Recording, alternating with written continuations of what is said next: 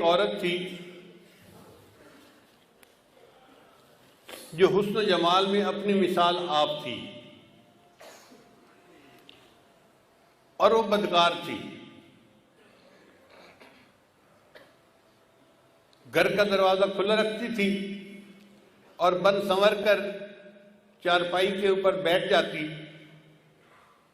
تو اس کے دروازے کے سامنے سے گزرنے والے نوجوان جب اس پر نظر پڑتی تو وہ بہک جاتے تھے۔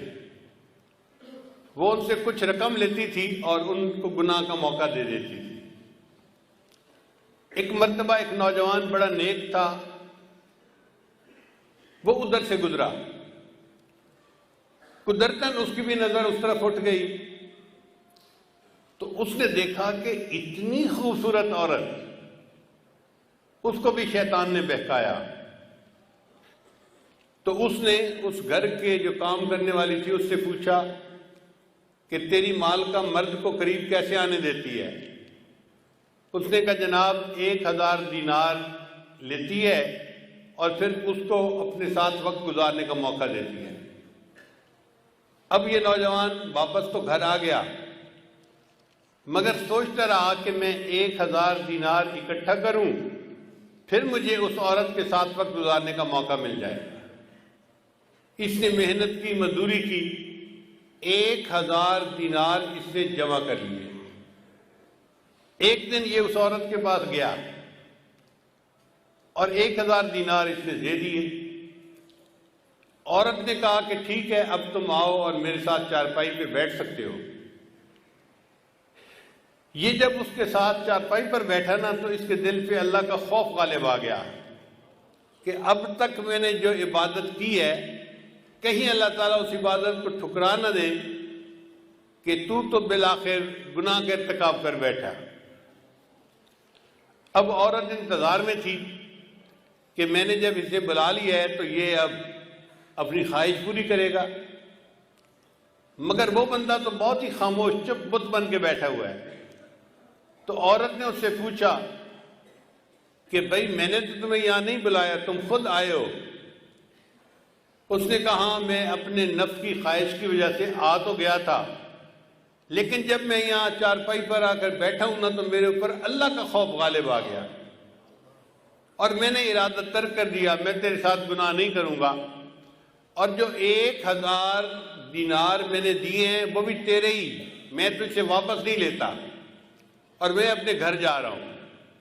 یہ کہہ کے وہ نوجوان گناہ کیے بغیر اٹھا اور اپنے گھر کی طرف چل پڑا۔ عورت نے اس سے جاتے جاتے پوچھ لیا کہ تم کس گاؤں کے رہنے والے ہو؟ اس نے گاؤں کا نام بتا دیا۔ چند دن گزرے تو اس عورت کے دل میں خیال آیا کہ یہ ایسا نوجوان ہے جس نے پہلے کبھی گناہ نہیں کیا، پہلا گناہ کرنا تھا اور اس پر اتنا خوف غالب آ گیا، اور میں تو روز گناہ کرتی ہوں اور میں توبہ نہیں کرتی، تو مجھے بھی اللہ سے ڈرنا چاہیے۔ چنانچہ اس نے نیت کر لی کہ میں بھی آج کے بعد یہ بدکاری والے گناہ کو چھوڑ دیتی ہوں۔ چند دن گزرے تو اس کا بھی زندگی گزارنا مشکل بن گیا۔ جیسے عورت مرد کی ضرورت ہے، مرد عورت کی ضرورت ہے۔ اس عورت نے سوچا کہ میں اسی نوجوان کا پتہ کرتی ہوں اور اگر وہ ہے تو میں اس کے ساتھ نکاح کر کے نیکی کی زندگی گزارتی ہوں۔ چنانچہ یہ عورت اس کے گاؤں میں گئی اور اس بندے کا نام پوچھا۔ انہوں نے گھر بتا دیا کہ فلاں جگہ گھر ہے۔ یہ عورت آئی اور اس نے اس کے گھر کا دروازہ کھٹکھٹایا۔ جب گھر کا دروازہ کھٹکھٹایا تو اللہ کی شان، وہی نیک نوجوان دروازہ کھول کر باہر نکلا پوچھنے کے لیے کہ کون ہے۔ جب نوجوان کی اس عورت پر نظر پڑ گئی تو وہ تو حیران ہو گیا کہ جس گناہ سے بچ کے میں گھر آیا تھا اب وہ عورت تو میرے دروازے پر چل کر آ کر کھڑی ہو گئی۔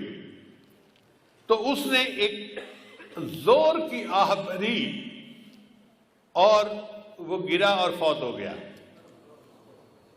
عورت کو بڑا افسوس ہوا۔ یہ چند دن وہیں رہی۔